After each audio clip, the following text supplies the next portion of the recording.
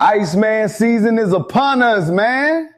Ironically, as we near the summer, but it's seemingly getting more and more real. Drake took to his Instagram recently posting these photos, stating this ice statue in Toronto holds the release date for his highly anticipated up-and-coming album, Iceman. It looks like a streamer has since found the release date and is set for May 15th. So we have approximately 3 weeks, assuming it releases as scheduled, right? So, this shit is just funny, man, and sad, honestly. Seeing the backpedaling by hip-hop media is just pathetic, bro.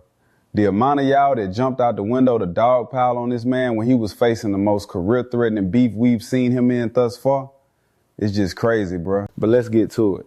For those of you living under a rock, in 2024, Drake and Kendrick gave us probably the greatest rap beef we've witnessed since like Jay-Z and Nas, or maybe 50 and Ja in the 2000s. I would argue this beef was bigger though. I mean, Kendrick performed Not Like Us on the Super Bowl stage, dog. We can probably liken this beef more so to Tupac and Biggie in terms of impact and minus the violence, right? This was a highly debated, polarizing beef that had cultural and musical impacts that we're still dealing with to this day. Most of hip-hop media, some of our biggest voices, Joe Budden, Charlemagne, Ebro and the Hot 97 crew, and others, did what they're paid to do, right? They are paid to express themselves and weigh in on hip-hop and the culture, no matter how biased they may be. And say what you want about these guys, but they are qualified in these spaces. They are knowledgeable, and their opinions hold weight. But it is interesting to see them almost salivate over Iceman's release, and some of them are trying to act like the public doesn't remember that they very clearly chose a side. All of these guys drew a line in the sand and stood on the side of Kendrick Lamar. They weren't the only ones. A large portion of social media sided with Kendrick.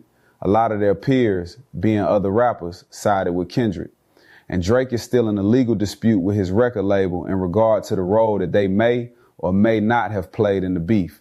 So now, not all of them, but it's a few of these media guys that's trying to rewrite history, acting like the public don't remember that you guys wanted Drake out of here. They're playing the semantics game and coming up with all these excuses as to why it's okay for them to feel or have felt like the rap game was better off without Drake. But now that the dust is settled and hip-hop, from the looks of it, is actually in a worse state since the attempt to exile Drake, they want to move back to the middle and act like they're for music. And I wouldn't be surprised if the industry has insider information that this album will be one of them ones. But when it comes to Iceman, I love everything about this, guys. The rollout, the name, the concept, and perhaps most importantly, the motivation behind this album. As I just detailed, the industry made clear how they feel about Drake, and he's expressed all throughout the beef and after the betrayal he felt by a lot of these rap dudes, right? I mean, he was on a joint R&B album with P&D singing about feeling betrayed. Oftentimes, betrayal is all you need to fuel that fire within and get that dog back in you. When he dropped For All the Dogs and the album before that, the name escapes me. I think it was the one with the emojis of the pregnant girls. I remember feeling like, damn, Drake sounded kinda out of it, out of touch, not inspired or enthused by music anymore. Rightfully so after all these years, but I felt like, damn, dude gonna have to take a hiatus, a sabbatical, something. I didn't know exactly what he needed to spark that fire again. Not even necessarily to give us the Drake that captivated all of us like On Nothing Was the Same or Views, but to show the growth and the evolution of him as an artist, as a man. Then lo and behold, this Kendrick shit happens, and I feel like this is the catalyst that was needed. And I hope Drake perceived this the same way, or at least in a similar fashion. And I hope Iceman is reflective of that. Also, let's consider the current state of music, specifically the genre of rap. I would say this album is needed.